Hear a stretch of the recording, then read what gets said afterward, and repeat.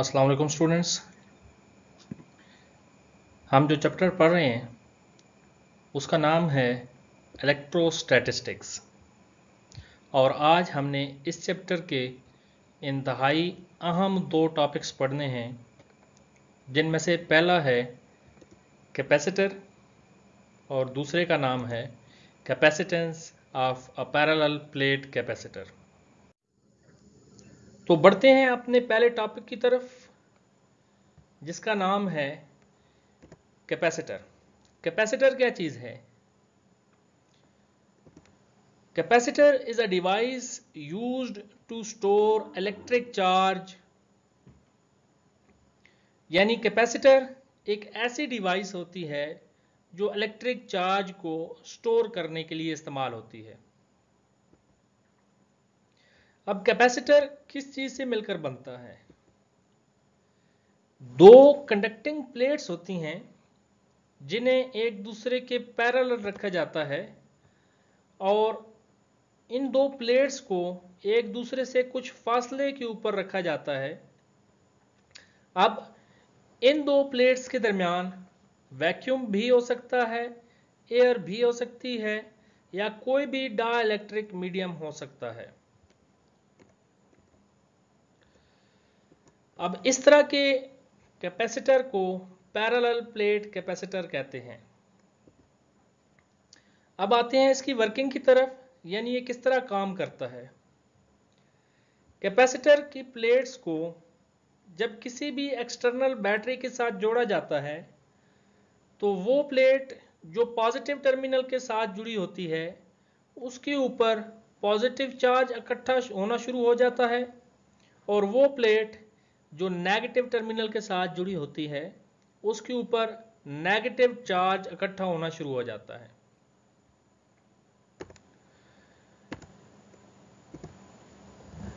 चूंकि positive charge और negative charge एक दूसरे को अट्रैक्ट करते हैं, यानी इनके दरमियान फोर्स ऑफ अट्रैक्शन होती है, तो पॉजिटिव चार्ज और नेगेटिव चार्ज दोनों पैरेलल प्लेट्स की सामने वाली सरफेस के ऊपर आ जाते हैं, क्योंकि ये एक दूसरे के ऊपर अट्रैक्टिव फोर्स अप्लाई कर रहे होते हैं।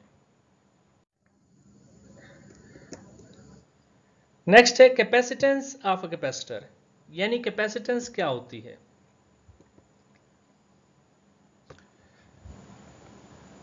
अगर इन दोनों प्लेट्स में से किसी एक प्लेट को कंसीडर किया जाए, अगर हम पॉजिटिव प्लेट को कंसीडर करें तो इसके ऊपर Q चार्ज स्टोर है।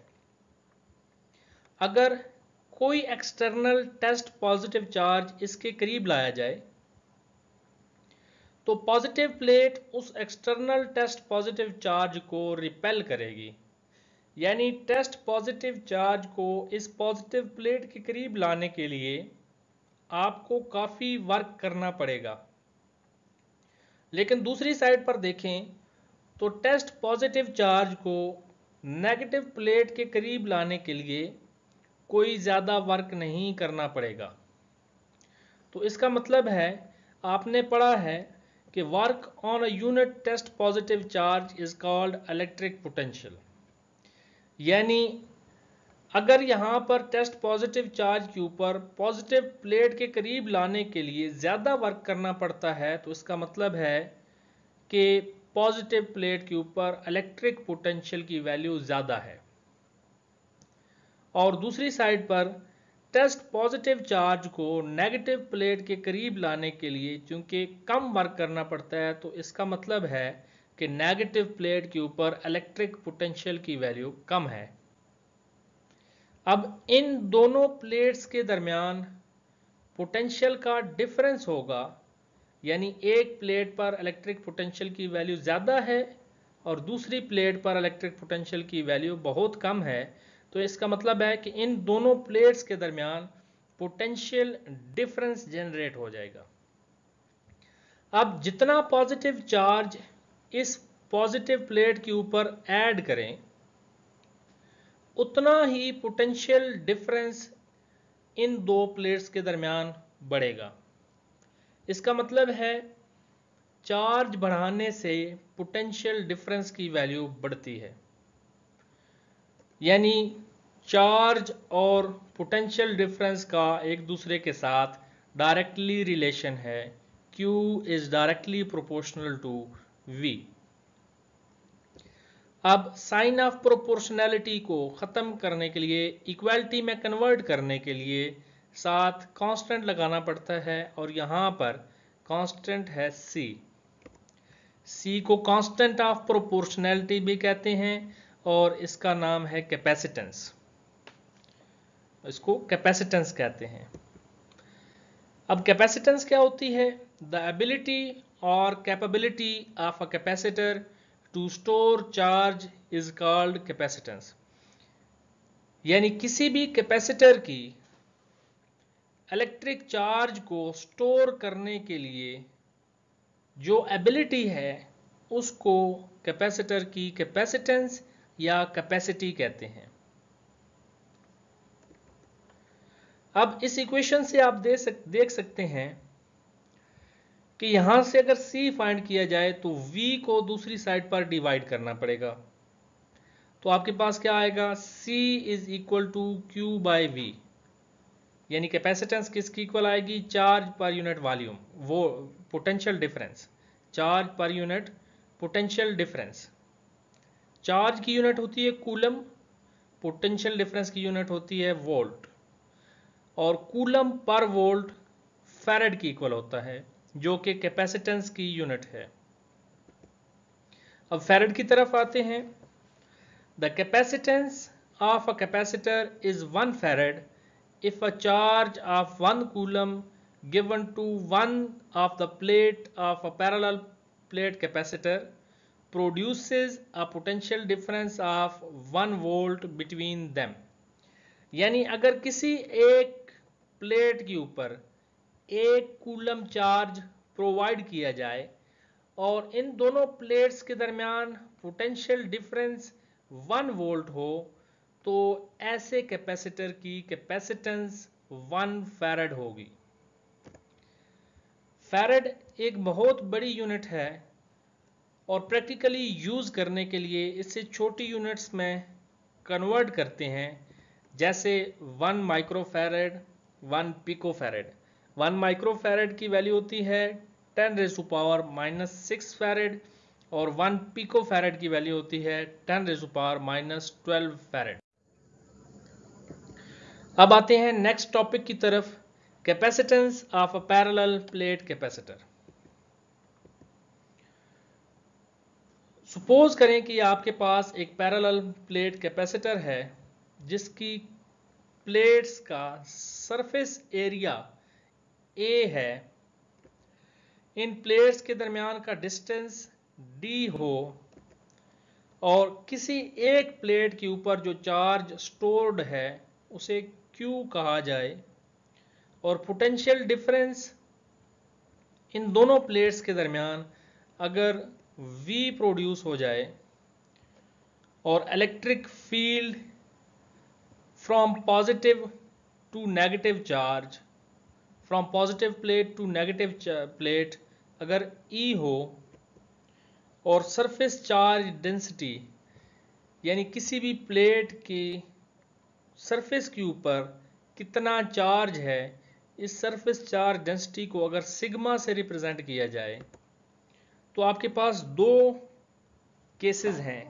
पहला केस है कि अगर कैपेसिटर की प्लेट्स के दरमियान एयर या वैक्यूम मौजूद हो तो कैपेसिटेंस क्या होगी।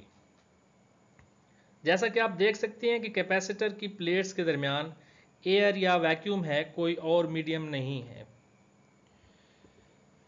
तो कैपेसिटेंस का रिलेशन आपने पढ़ा है, capacitance is equal to Q by V।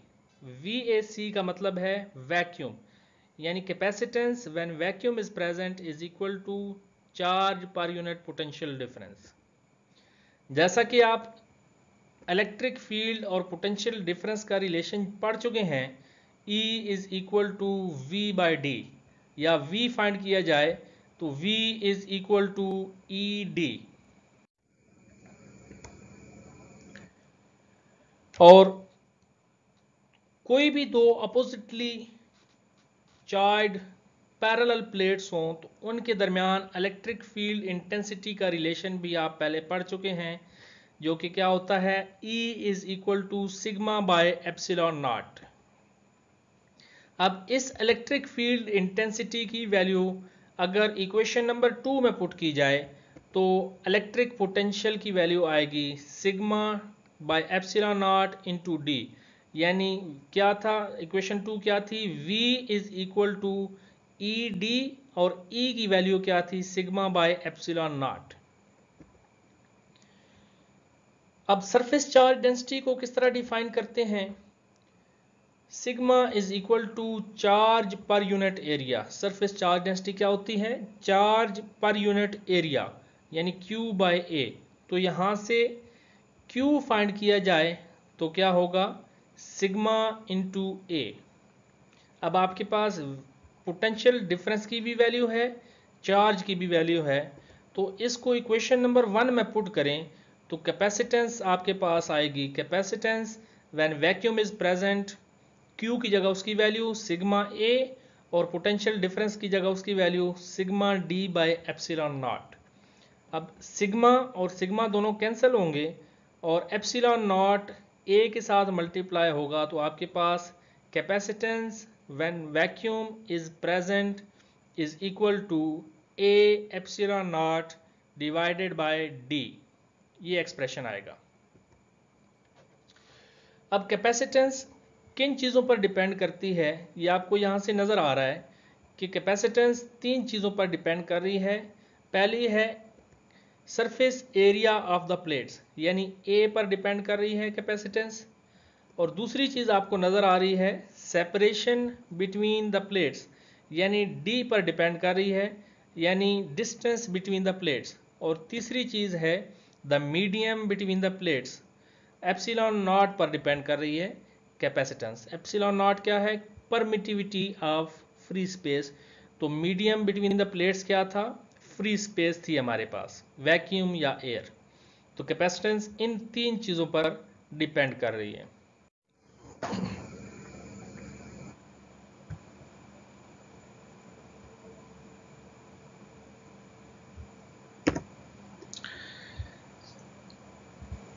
अब नेक्स्ट देखते हैं when dielectric as the medium, यानी दूसरा केस है when dielectric as the medium. अगर किसी इंसुलेटिंग मटेरियल को, जिसे डाइलेक्ट्रिक कहते हैं, उसकी रिलेटिव परमिटिविटी एप्सिलॉन आर हो, कैपेसिटर की दो प्लेट्स के दरमियान रखा जाए, तो कैपेसिटर की capacitance epsilon R times increase हो जाती है, और एप्सिलॉन आर को डाइलेक्ट्रिक कांस्टेंट कहते हैं। जैसा कि आप देख सकते हैं इक्वेशन नंबर 7 से, C मीडियम यानी capacitance when dielectric medium is present is equal to A epsilon naught divided by D into epsilon R, यानी capacitance epsilon R times increase हो चुकी है। अब नेक्स्ट देखते हैं कि ये कैपेसिटेंस किस तरह पता चला कि इंक्रीज हुई। तो किसी भी कैपेसिटर को एक वोल्ट मीटर के साथ कनेक्ट करते हैं और उस कैपेसिटर की प्लेट्स के दरमियान डाइलेक्ट्रिक मीडियम रख देते हैं, जैसा कि फिगर में दिखाया गया है।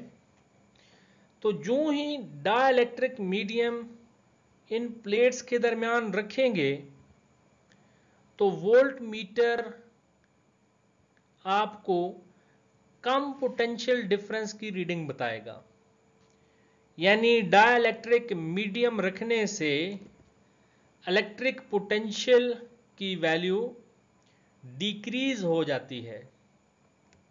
अब चूंकि हमने यहां पर कोई चार्ज बाहर से शामिल नहीं किया, ना ही यहां से कोई चार्ज रिमूव किया है, तो इसका मतलब है कि इन दोनों प्लेट्स के ऊपर चार्ज कांस्टेंट था, लेकिन डाइलेक्ट्रिक मीडियम रखने से इलेक्ट्रिक पोटेंशियल की वैल्यू डिक्रीज हुई।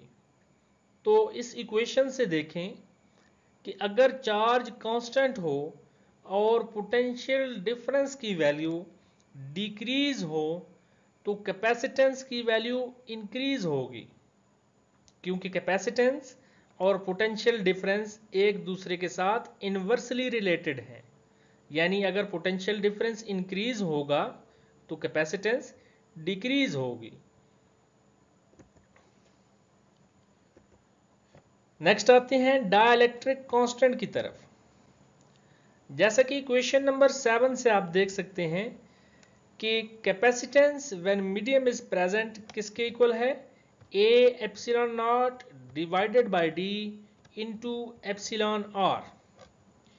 एप्सिलॉन आर की वैल्यू फाइंड करें तो डी को दूसरी साइड पर मल्टीप्लाई करना पड़ेगा और ए एप्सिलॉन नॉट को दूसरी साइड पर डिवाइड करना पड़ेगा। तो epsilon R is equal to C medium into D by A epsilon naught. अब D by A epsilon naught जो ब्रैकेट के अंदर मौजूद है, ये किसके इक्वल है, ये हम पढ़ चुके हैं पिछले टॉपिक में, फर्स्ट केस में, कि ये 1 बाय सी वैक्यूम के इक्वल है। तो इसकी जगह जब वैल्यू पुट करेंगे तो epsilon R is equal to C medium divided by C vacuum आएगा। तो रिलेटिव परमिटिविटी या डाइलेक्ट्रिक कांस्टेंट किसकी इक्वल आएगा, capacitance when medium is present divided by capacitance when vacuum is present. तो आप इसको किस तरह लिख सकते हैं, the ratio of capacitance of a parallel plate capacitor with a dielectric to capacitance with vacuum or air as medium between the plates is equal to relative permittivity। यानी capacitance, the ratio of capacitance when medium is present to the capacitance when vacuum is present is equal to relative permittivity or dielectric constant।